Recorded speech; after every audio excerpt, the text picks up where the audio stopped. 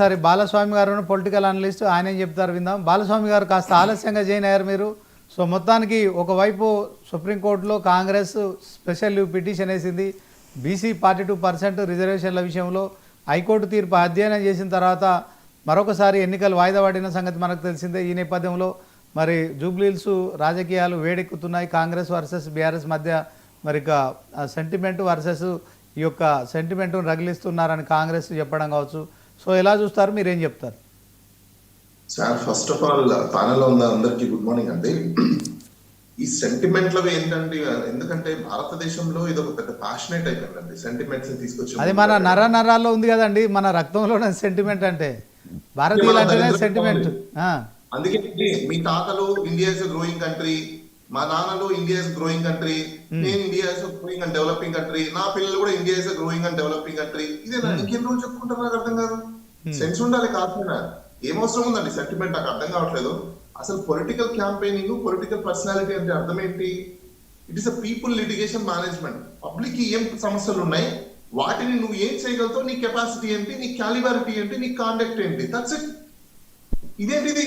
మా ఆయన లేడు, నా పిల్ల మీద లేదు, నా తమ్ముడు లేడు, నా అక్క లేదు, నా చెల్లి లేదు. What is this non sense? ఏం పాలిటిక్స్ చేస్తున్నాం మనం? ఇంకా 1947 నుంచి 2020 ఏరాస్ లోకి వచ్చాం.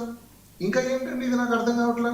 అంటే ఇప్పుడు ఆవిడ okay, for example assume moment అండి, ఆవిడని సెంటిమెంట్ తో గెలిపించారు, బాగుంది. ఆమె గెలిపిస్తే అంటే ప్రజలు న్యాయం చేయాలి ఆమెకి.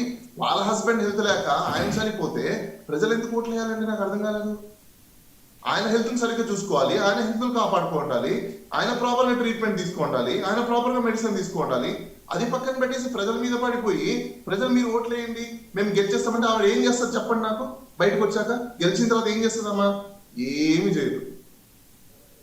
అంటే బాలస్వామి గారు ఇక్కడ ఆమె ఏడుపు విషయంలో రాజకీయం జరుగుతోంది. ఆమె ఖచ్చితంగా దాంట్లో మనం ఇప్పుడు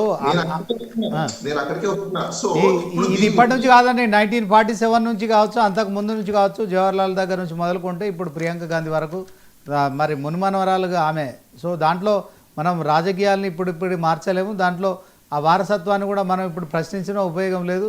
సో ప్రజలందరూ కూడా ఆ వారసత్వాన్ని యాక్సెప్ట్ చేస్తున్నారు. అదే క్రమంలో ఆమె కూడా మాగంటి గోపీనాథ్ వారసురాలుగా వస్తుంది, ఎన్నికల్లో పోటీ చేస్తున్న ప్రజాస్వామ్య వ్యవస్థలో ప్రధాన ప్రతిపక్ష పార్టీ బీఆర్ఎస్ ఆమెకు అవకాశం ఇస్తుంది. ఎందుకంటే 3 సార్లు గెలిపించారు. ఆ నియోజకవర్గానికి సంబంధించిన ప్రజలు ఆయన ఆశయాలు కొనసాగించాలంటే ఆమె సతీమణికి కరెక్ట్ అని చెప్పి వాళ్ళు ఇచ్చారు. సరే, ఆమె ఒక మీటింగ్లో ఏడ్చినంత మాత్రాన కాంగ్రెస్ నాయకులు చేసే కామెంట్స్ను ఎట్లా చూస్తారు మీరు? ఒక అనలిస్ట్గా చెప్పండి. నేను అక్కడికే వస్తున్నాను సార్. ఇప్పుడు కాంగ్రెస్ నాయకులు ఎందుకు ఆ స్కోప్ మనం ఎందుకు ఇవ్వాలి? అసలు నీ రోల్ ఏంటి?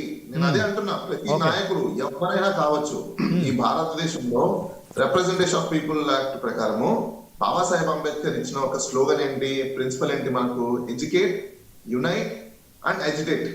ఈ ప్రిన్సిపల్ మనకు, అవునా? ఒక పొలిటీషియన్ అంటే ఎవరు? ఈ 3 ప్రిన్సిపల్స్ చేయాలి. అంతేగాని నీ భావోద్వేగాలు బయటికి తీసుకురమని ఎవరు చెప్పాడు? స్కోప్ ఎందుకు ఇచ్చావు? నువ్వు ఇక్కడ ఆపుకోలేకపోతే నువ్వు ప్రజలకు ఏం చేస్తావు? ఇన్నది క్వశ్చన్. ఇప్పుడు వాళ్ళు ట్రోలింగ్ చేస్తున్నారంటే స్కోప్ ఎవరు ఇచ్చారు? ఈవిడే స్కోప్ ఇచ్చారు. అసలు దయాస్ మీద మాట్లాడాల్సిన మాటలేంటి? ఆయన 3 టర్మ్స్ ఆయన ఎమ్మెల్యేగా చేశాడు. ఆయన చేసిన నియోజకవర్గంలో ఈ రోజు వరకు సక్రమంగా రోడ్లు లేవు, సక్రమంగా శానిటేషన్ లేదు. ఏం చేసినట్టు ఈయన 15 సంవత్సరాలు తిరిగి పడుకున్నారా? ఆయన ఖాళీ కూర్చున్నారా? జీతాలు తీసుకున్నాడు కదా, ఎంజాయ్ చేశారు కదా. ఆయన జరిగింది ఏమి లేదు.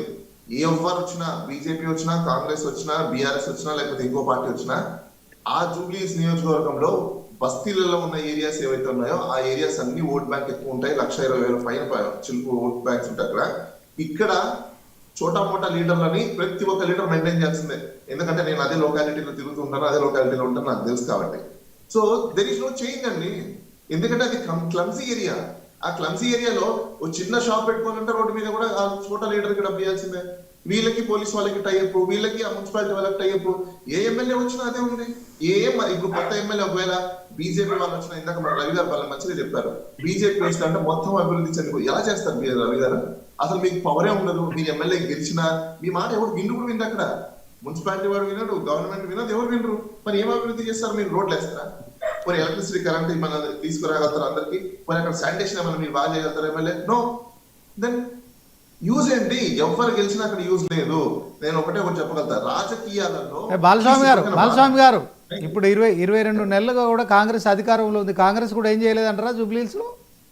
అబ్సల్యూట్లీ అండి. ఏం చేసింది చెప్పండి నాకు. ఈ రోజు కూడా వర్షం వస్తే మీరు ఒకసారి యూసఫ్ ఇందిరానగర్ దగ్గర నుంచి మొత్తం ఆ ఏరియా తిరగండి వర్షం వచ్చిన రోజులు.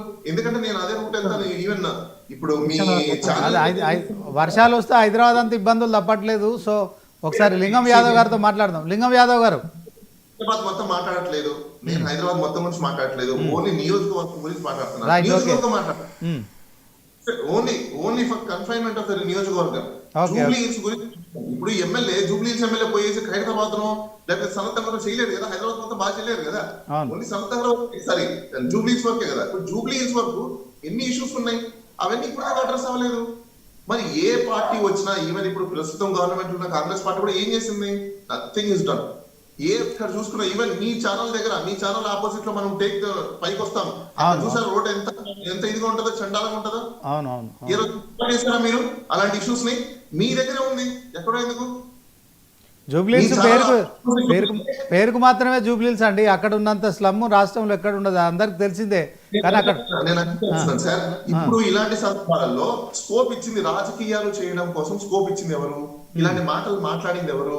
ఇలాంటి మాటలు మాట్లాడడానికి ప్రేరేపించాల్సిన అవసరం ఎందుకు వచ్చింది అంటే, ఆవిడ దాన్ని సెంటిమెంటల్ గా బయటికి తీసుకెళ్తున్నారు కాబట్టి ఖచ్చితంగా దాన్ని తప్పుగా ఖండించాల్సిన అవసరం ఉంది. ఎందుకంటే ఎన్ని రోజులు ఇంకా కొనసాగిస్తారు దీన్ని? ఏంటి వారసత్వం అంటే? ఇదేమన్నా డిఎన్ఏ ఇచ్చి పెట్టారా, లేకపోతే ఆస్తి వాళ్ళ ఏమన్నా యాన్సిస్టర్ ప్రాపర్టీనా? రిప్రజెంటేషన్ ఆఫ్ పీపుల్ యాక్ట్ అనేది పీపుల్ కి సంబంధించింది, ఎవరైనా పోటీ చేయొచ్చు. ఇప్పుడైతే మీరు ఒక పని చేద్దామండి, ఇక్కడ ఇంతమంది ప్యానల్ మెంబర్లు ఉన్నారు కదా, అక్కడ ఉన్న మీ కంటెస్టెంట్ కాకపోతే వీళ్ళకి ఇమ్మని చెప్పండి టికెట్లు, రవి గారికో లేకపోతే ఈ పావని గారికో లేకపోతే ఇంకొకరికో వాళ్ళకి ఇమ్మని చెప్పండి. ఇది పని చేయరా? ఇది పనికిరారా? అంటే ఓన్లీ టీవీలో కూర్చోడానికి పనికొస్తారా? వాళ్ళు చెప్పిందంతా చెప్పడానికి ఇక్కడ పనికొస్తారా? వాళ్ళకి ఎందుకు ఎమ్మెల్యే టికెట్లు ఇవ్వరు? ఎన్ని రోజులు అండి వారసత్వ రాజకీయాలు? ఖచ్చితంగా దీని మీద క్రిటిసైజ్ జరగాల్సిందే, దీని మీద డిస్కషన్స్ రావాల్సిందే. ఇలాంటి వారసత్వమైన రాజకీయాల గురించి ఓకే, ఫైనల్ గా బాలస్వామి గారు అక్కడ ఉన్న సమస్యలు ఏంటి చెప్పండి. కనీసం ఆ సమస్యలు కూలంకుషంగా అవన్నీ వివరించండి. మీరు ఈ జూబ్లీహిల్స్ నియోజకవర్గంలోనే ఉంటున్నారు కదా, దానికి సంబంధించి చెప్పండి. ఇందాక రవి గారు ఏదైతే చెప్పారో ఆ సమస్యల్లో, రవి గారు బీజేపీ వస్తే చేస్తాను అంటున్నారు, బీజేపీ వచ్చినా ఆ సమస్యలు అలానే ఉంటాయి. ఎందుకంటే రవి గారు లోకల్ కాబట్టి రవి గారు ప్రతి పార్టీ కూడా అదే చెప్తారు సార్, మేము అధికారంలోకి వస్తే చేస్తామని చెప్తారు. ఓకే, దాంట్లో సమస్యలు ఏం చెప్పండి కనీసం ఈ డిబేట్ ద్వారా కనీసం. అది జరగదు. ఎందుకు జరగదు అంటే, అక్కడ లోకల్లో ఉన్న పీపుల్ ఎవరైతే ఉన్నారో ఎక్కువ మైగ్రెంట్స్ ఉంటారు, ఫ్లక్చువేషన్, రవి గారు చెప్పింది కరెక్టే, ఫ్లక్చువేషన్స్ అవుతుంటారు, అటు ఇటు జరుగుతూ ఉంటుంది. కాబట్టి ఖచ్చితంగా ఏదో ఒక విధంగా అక్కడ ఓట్లని లబ్ధి పొందడం కోసం మాత్రమే మైండ్ వాషింగ్ అనేది జరుగుతుంది. వాళ్ళ యొక్క ఆస్పిరేషన్స్ ఏవైతే ఉన్నాయో ఆస్పిరేషన్స్ ని క్యాచ్ చేసుకోవడం కోసం ఇవన్నీ. ఈ సెంటిమెంట్ కూడా ఎందుకు ఇది చేస్తున్నారంటే, మాగంటి గోపీనాథ్ గారు అక్కడ వచ్చేసి ఏదో మొత్తం చేసేస్తారని ఆయన చేసింది ఏం లేదు. ఓపెన్ ఫ్యాక్ట్ రవి గారు.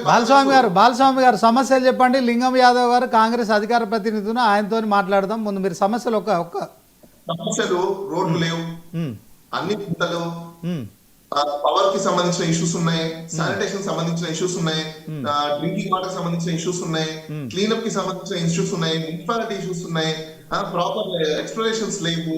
అక్కడ ఏ మాత్రం కూడా మీరు ఒక్కసారి నార్మల్ డేస్ లో కూడా వెళ్ళినా there is no proper structural municipality అనేది కనిపించదు అక్కడ. ఎందుకు కనిపించదు అంటే, because of there is no maintenance. Municipality act ఉంది, చట్టం ఉంది, చట్టంకు తగ్గట్టుగా ఇంప్లిమెంటేషన్స్ ఏమి ఉండదు. ఓకే, లింగం యాదవ్ గారు 22 నెలలుగా మీరు అధికారంలో ఉన్నారు, జూబ్లీహిల్స్లో ఉప ఎన్నిక వచ్చింది, అక్కడ ఇంకా సమస్యలు తిష్టవేస్తున్నాయి. బాలస్వామి గారు చెప్తున్నారు సరే రాజకీయాలు మాట్లాడడము, ఈ సానుభూతి వాట్ ఎవర్ ఇట్ మేబీ, ప్రజలు ఏం డిసైడ్ చేస్తారనేది